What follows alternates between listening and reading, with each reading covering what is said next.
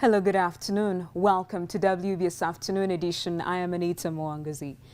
Former Vice President Professor Gilbert Bukenya says the delay in embarking on the constitutional review process is a deliberate ploy aimed at ensuring that MPs pass the bills in a rush without thorough debate. Addressing the press from Parliament, the former number 2 also cautioned Ugandans against fear, insisting no one owns the national coffers, as claimed by President Museveni while on the campaign trails in Busia during the LC5 by-elections.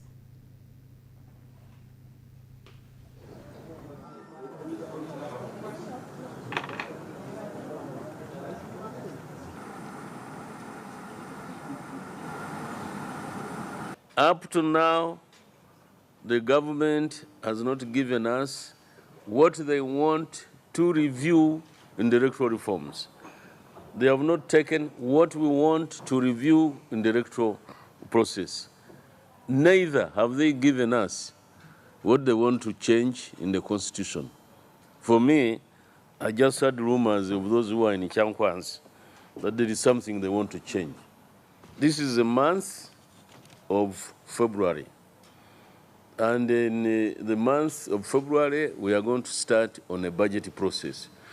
There are many bills that are not yet settled. Yet, the most important ones are electoral reforms and the constitutional amendments.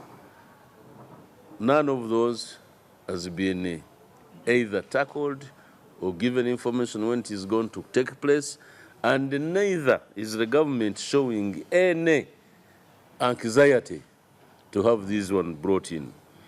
I'm looking at a process where this government is going to delay things until it is too late, and we pass all these laws very fast.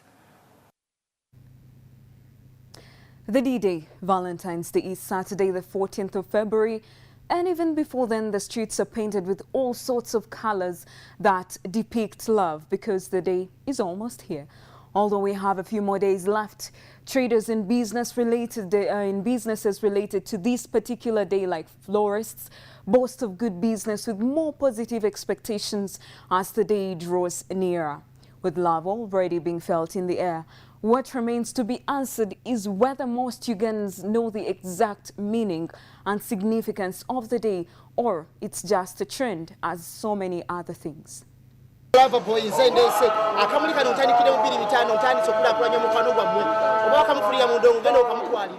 Valentine's Day draws closer, the town appears to be busy with various people purchasing gifts for their loved ones, ranging from flower bouquets, perfumes, cards, and many more. As the saying goes, the earlier the better. Some are purchasing now in forecast of increased prices as time goes by. Right now as we talk, business is at a peak season because there are many people who are coming to buy things for Valentine. In Valentine, flowers, people tend to be like, it's a boom for flower makers or us who arranges flowers. So in other times, it normally happens in the seasons like that of November and December. That's when we normally have weddings and introductions. Love to many on this day is expressed in various ways, depending on the capacity and feel of the person. To many, they have now adopted what rather seems a perishable gift, but with lots of meaning and full of life, flowers. Kaziwe Costa, a florist with Hava, explains that this has been adopted due to its significance. Apparently, we shouldn't say Western, because now people, they're now, since you are in the times of .com, you understand the stuff. So Ugandans have adopted it. It depends on someone, but flowers, there is a way they show affection to someone. They no longer go for artificial ones, they prefer natural. They have that feeling that if you give me a natural flower, it's more than giving me an artificial one. Artificial one depicts someone that it's as if it's dry, like, or it stayed with them, some sort like that. Although to some ladies, it's gifts that appeal to the outside that matter, like clothes, shoes and colognes. Undergarments have in the recent past been added to the list as this depicts in-depth affection from the giver, but also a very important aspect of dress code, as Babidia Letitia of Bra World explains. Every woman should endeavor to have very good garments, underwears, that's, I think, because anytime as you're walking on your way, you never know what might happen. They can undress you at any given time when you're sick. You can't really know. You can be walking and you fall down. People don't really have time apart from saving yourself as a person. They make sure that all they want is life. So they can easily cut the clothes, only to check on the body you're okay, but inside when you're not. Some businesses, in order to attract more customers, have taken a step higher of reducing their prices as well as having various promotions. We are trying to make a discount for our clients to make sure that everybody can manage to purchase, such that you can easily give your beloved one any gift that you can manage. But just as the D-Day comes closer, what is that you are planning to do for that special love?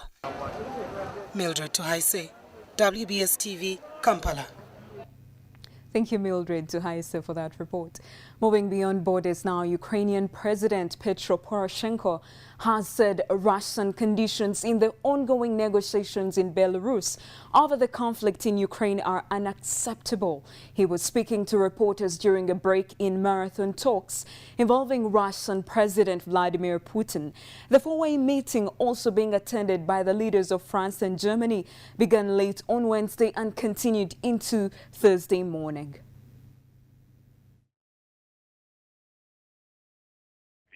Difficult negotiating session. It has been going on for well over 12. Throughout the night and into the morning, at various stages, hopes and expectations that some sort of deal was imminent each time.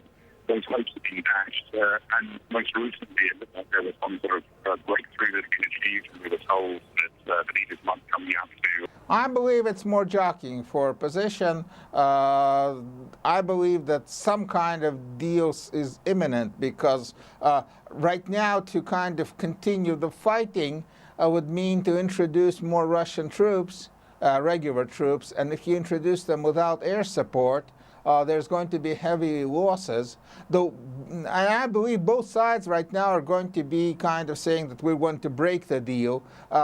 Maybe there even is going to be some fighting. But when a ceasefire is inevitable, and the fighting is just to find another formula of the ceasefire.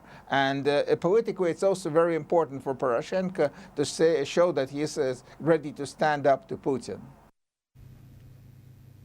President Barack Obama sent Congress a request Wednesday for authorization to use military force in the campaign against the Islamic State group, urging lawmakers to show the world we are united in our resolve to counter the threat.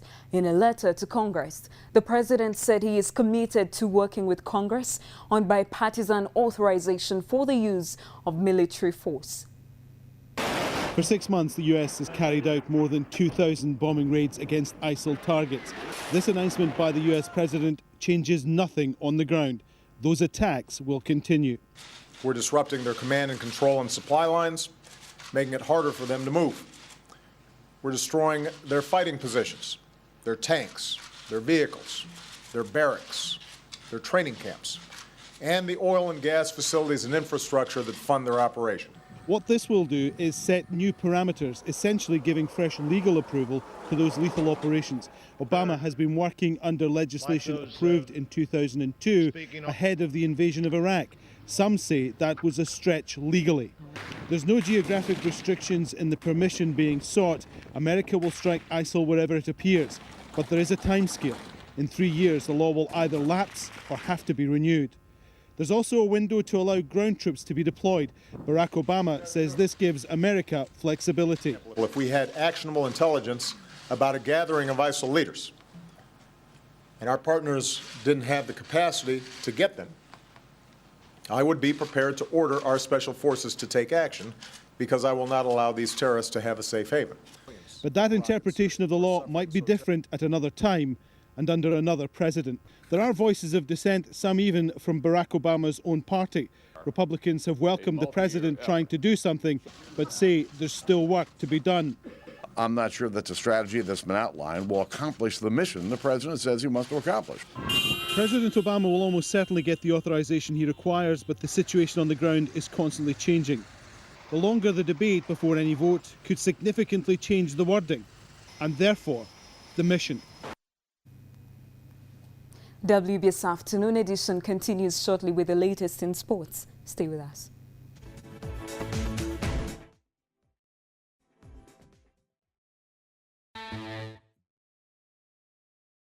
This is not Dodge.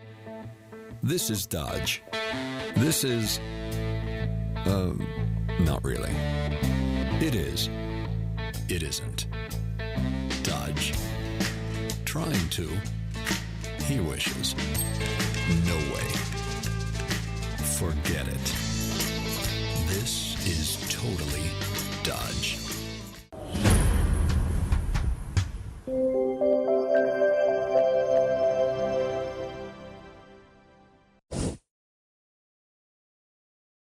WBS TV.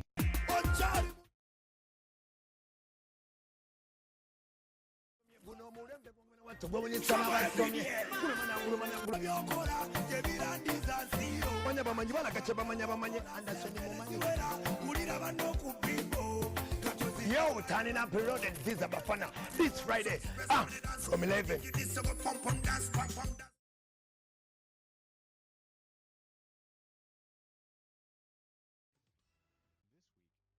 WBS TV.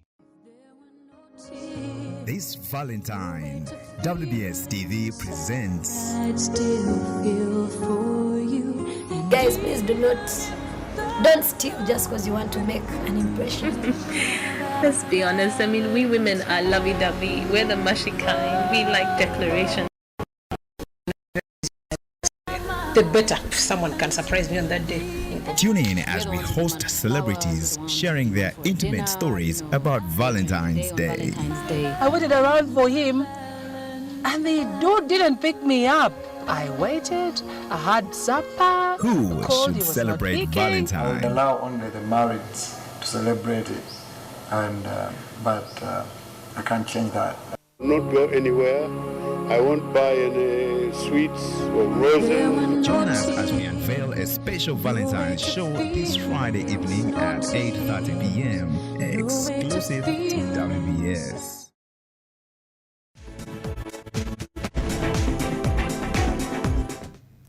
Welcome back to WBS Afternoon Edition. Everton manager Roberto Martinez accused Chelsea's players of trying to sway the referee during a bad-tempered 1-0 defeat at Stamford Bridge. Williams' late winner came after Gareth Barry's red card and the fracas in which Branislav Ivanovic escaped censure for a clash with Everton's James McCarthy. Mourinho cut short his BBC interview when asked about Chelsea's discipline. A game that looked destined for a stalemate came to life in the closing stages after Barry was